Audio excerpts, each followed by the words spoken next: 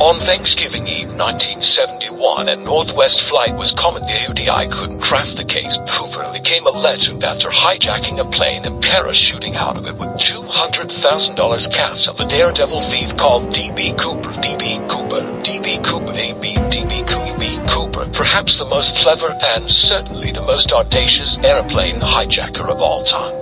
Será que você acredita em crime perfeito?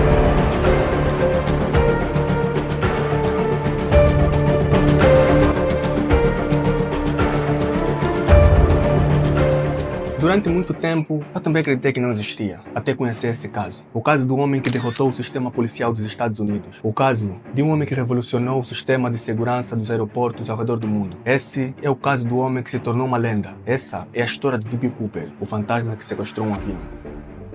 No dia 24 de novembro de 1971, aparentemente mais um dia normal, como qualquer outro, no aeroporto internacional de Portland, no estado de Oregon, um homem que aparentava ter entre 35 a 45 anos de idade, vestido terno escuro e carregando uma maleta destino a Seattle, que ficava num estado vizinho, Washington. Ao comprar a passagem, o atendente perguntou: "Senhor, qual é o teu nome?" E o homem respondeu: Dan Cooper. Mas por algum erro de algum jornalista da época, ele ficaria então conhecido mundialmente como D.B. Cooper. The riches in the case, the details that you just can't make up, started with the hijacker's alias. D.B. Cooper was not the hijacker. In Portland, he gave the name Dan Cooper to the ticket agents. So D.B. Cooper really is Dan Cooper. What happened though is there's an enormous amount of media attention focused on this thing, and somebody made a mistake. The authorities were going down some log they had, and a reporter overheard it. This D.B. Cooper, Dan Cooper, became D.B. Cooper because of a couple of sloppy reporters. Um fato interessante é que, por serem estados vizinhos, o voo seria bem curto, entre 40 e 50 minutos, dependendo das condições do voo. Agora preste muita atenção, porque a partir desse momento que D.B. Cooper deu início ao único sequestro de avião jamais solucionado da história.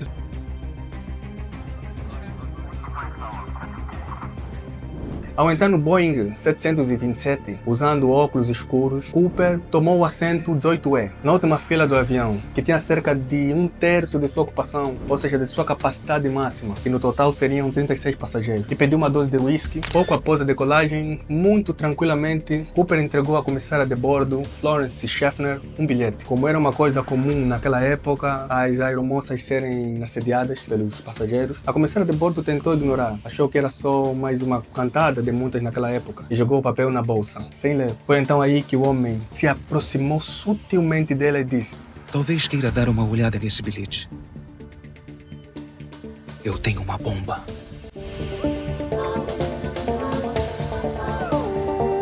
I just ignored him. Then he said, "I want you to read the note." It was printed, "Miss, I have a bomb in my briefcase. I want you to sit beside me." Eu sei que você deve estar se perguntando como foi possível ele entrar com uma bomba no avião. O que você precisa saber é que naquela época a segurança nos aeroportos não era tão sofisticada como nos dias de hoje. Não havia controle como hoje, era como comprar um bilhete de autocarro. A mulher então, ao ouvir o que Dan Cooper disse, tremeu toda e arregalou os olhos. No bilhete tinha a mensagem pedindo que ela sentasse ao seu lado e ela calmamente obedeceu. Mas para ter certeza, pediu que ele a mostrasse a bomba. Ele concordou. Quando D.B. Cooper abriu a mala, I saw a big battery with 6 dynamite sticks wrapped around battery. And he said to me, all I have to do is attach this wire to this gadget here, and we'll all be dead. o que ela viu, com certeza, parecia real bastante. D.B. Cooper começou a listar todas as suas exigências para não explodir o avião. A primeira exigência foi que $200 mil americanos, cerca de $1 milhão nos valores de hoje, deviam ser entregues numa bolsa e que também deviam ser entregues 4 paraquedas na chegada a Seattle. Ele então concordou. Cooper sabia que se pedisse apenas um paraquedas, podia receber o equipamento adulterado para ele morrer ao saltar. Como pediu 4, as autoridades entenderam que ele estaria com reféns e não quiseram correr o risco de matar inocentes. O comissário de bordo anotou tudo num papel e levou à cabine dos pilotos. Foi quando entrou outra comissária, a Tina McLeod, que passou a ser a principal interlocutora do sequestro, já que Cheffner não estava pronta para proceder, ou seja, Cheffner estava num estado de choque tão elevado que já não conseguia lidar com a situação. Cooper continuou enviando exigências à cabine por meio de Tina, que seria a sua nova intermediária entre ela e a cabine de comunicação. Até que os passageiros sequer desconfiassem, ela acrescentou que queria caminhões de combustível para reabastecer a aeronave em Seattle. Ninguém desembarcaria até o resgate ser pago, mas Cooper prometia que os passageiros seriam todos liberados após a chegada dos 200 mil e dos paraquedas. Os passageiros nem desconfiavam que o voo foi sequestrado. Posteriormente, Tina contou aos investigadores que, quando aguardavam para aterrar, ela e Cooper conversavam. He was not nervous. He seemed rather nice, and other than he wanted certain things to be done. D.B. Cooper perguntou o local de origem da comissária e ela respondeu que nasceu na Pensilvânia, mas que morava em Minneapolis. O sequestrador disse que a cidade era um lugar bonito, porém, quando foi a vez de Tina perguntar de onde era o criminoso, ele recusou-se a responder. Depois, Cooper perguntou se a comissária fumava. Ela disse que havia parado, mas ele ofereceu mesmo assim um cigarro e ela aceitou e fumou o cigarro. O voo decolou de Portland às 14h50, mas apenas às 17h24 o comandante foi informado de que os paraquedas e o dinheiro estavam no aeroporto. Eles aterraram. Tina McLeod saiu para pegar os itens exigidos e enquanto Cooper conferia as notas na bolsa, os passageiros foram liberados. O avião foi reabastecido e às 19h40 decolou de novo, com a tripulação e o sequestrador, em direção à cidade do México, segundo o plano de voo do criminoso. Os passageiros só souberam do que ocorria quando desembarcaram. The crew kept us ignorant of what was taking place, I guess, to avoid a panic. And so we really didn't know what was taking place. We cruised around for 2.5 hours up there. Nobody knew anything was happening. When did you find out? After we landed, when they brought the money aboard. E como ficaria claro, nem a tripulação conhecia o verdadeiro plano de D.B. Cooper. O movimento que tornaria aquele crime ainda mais famoso estava para ser revelado quando as autoridades se deram conta, era tarde demais. O bandido mandou a tripulação para a cabine, onde todos deveriam ficar com a porta fechada. Ao obedecer, Tina viu prendendo o que parecia ser o dinheiro na cintura. Nesse momento, o avião já estava voando baixo e em velocidade reduzida, sob as ordens do pirata, que o tempo todo parecia saber exatamente o que estava fazendo. Em algum ponto entre as cidades de Seattle e Reno, por volta das 20 horas, o painel de controle do avião avisou que as escadas traseiras estavam a ser acionadas. Usando o intercomunicador, o capitão Scott perguntou se Cooper precisava de algo. Um enfático não foi a última palavra que ouviram dele. I told the air traffic controllers that I think our friend just took leave of us.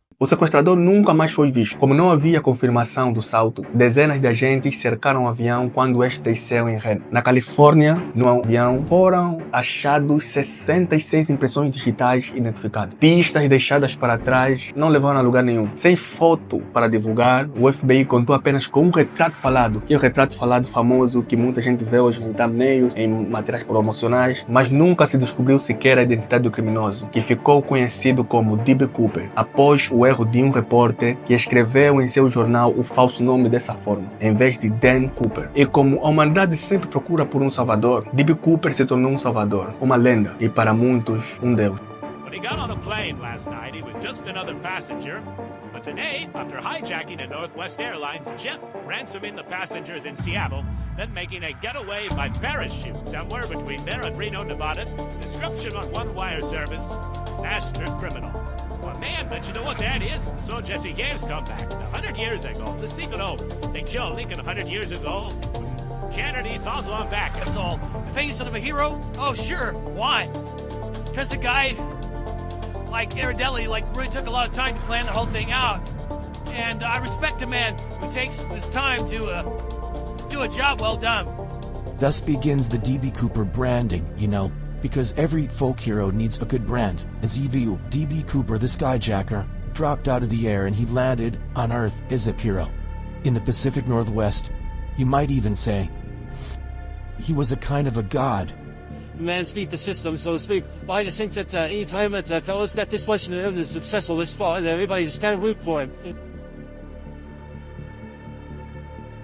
People wrote songs, sold t-shirts. It's all in honor of the first and only man to get away with hijacking a U.S. plane. I do think that DB Cooper will live on because they never have found him. This case is so American. You have the underdog hero sticking it to the man. Uma lista de suspeitos foi minuciosamente investigada. Um homem em especial ganhou a atenção do FBI, Richard Floyd McCoy. O grande problema é que as testemunhas presentes naquele dia diziam: ele não é o homem, não é DB Cooper. Os investigadores acreditavam que Dan Cooper possuía treinamento militar. The evidence suggests that Cooper must have had military experience to be able to plan and successfully execute such a crime.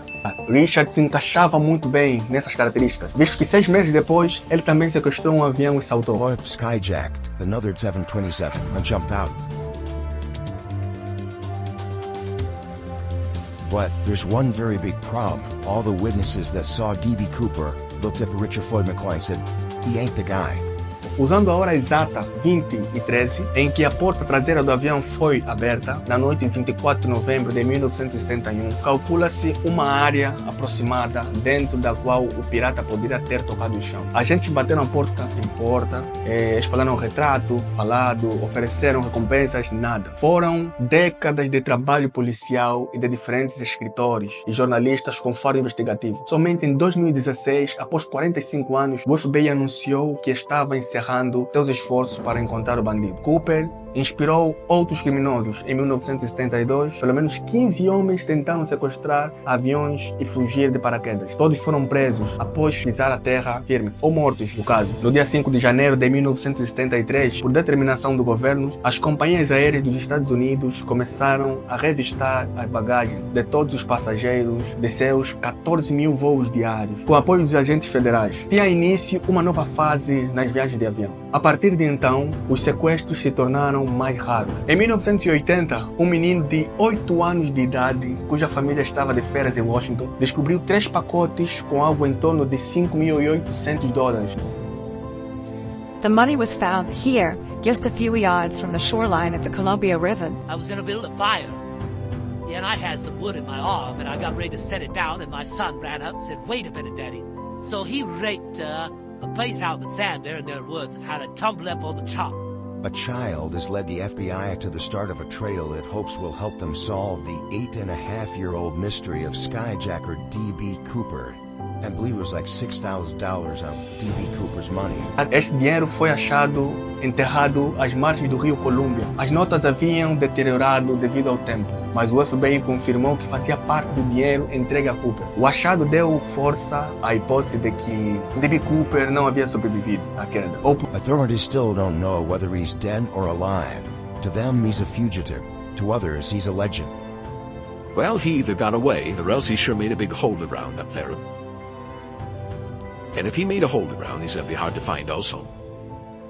By a hole around, you mean he just slid into a mountainside someplace. Right, it's possible that if his chute didn't open, he's taking somewhat of a chance, I'm sure, and if his chute didn't open, why, he's gonna probably be pretty hard to find. Suppose his chute did open. You think he, landed safely and just made a clean getaway? Well, at this point, he doesn't appear to be hung up in any trees, at least, this is what we were looking for from the air. And so if he did bail out there and did make a successful landing, it's possible that he has succeeded in hiding his parachute and did get away. A noite, numa região montanhosa e fria, podia ser muito perigoso para alguém, até mesmo para DB Cooper. Mas estas possibilidades não foram comprovadas, até porque outras pessoas saltaram na mesma condição e sobreviveram. Na verdade, durante as minhas pesquisas, percebi que DB Cooper não poderia estar sozinho, que contava com uma ou duas pessoas, ou até várias pessoas, no momento da sua aterrissagem de fuga. Mas essa, assim como todas as outras, são apenas possibilidades que poderão nunca ser respondidas. E sinceramente, ao que parece, o mistério jamais será solucionado. Mas cá entre nós, quem é D.B. Cooper? Está vivo? Morto? Foi um herói como muitos acreditam? Uma lenda? Ou apenas um ladrão? Bem, Eu sou a lenda e adoro mistérios.